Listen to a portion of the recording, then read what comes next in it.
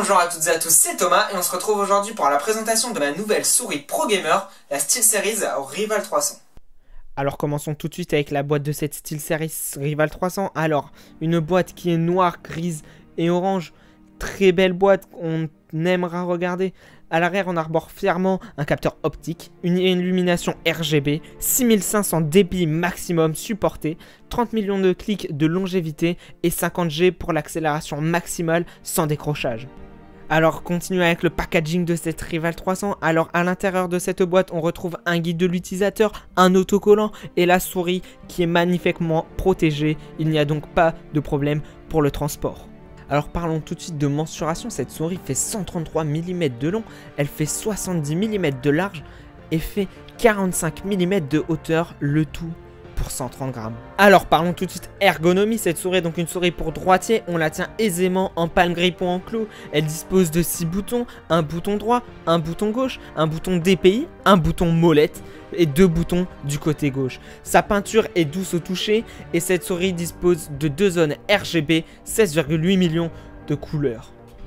Bon, alors parlons tout de suite du cœur de la bête, un capteur Pixar BMW3310. C'est un capteur optique qui va jusqu'à 6500 dpi, qui tourne à 200 IPS, a un pooling rate de 1000 Hz et qui peut subir une accélération maximale de 50G.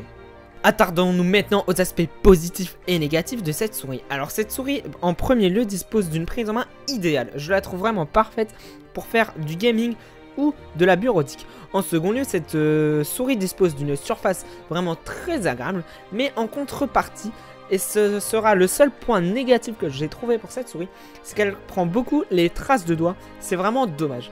En troisième lieu, cette souris dispose de clics vraiment très sensibles. C'est vraiment très agréable pour les jeux type Counter-Strike, Call of Duty, Minecraft ou League of Legends.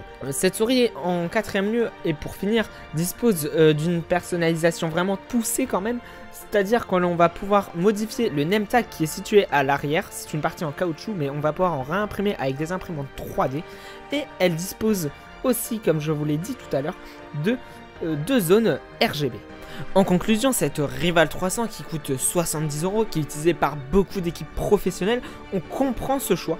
Car vraiment c'est l'une des meilleures souris que je n'ai jamais testées. Son capteur est vraiment bon.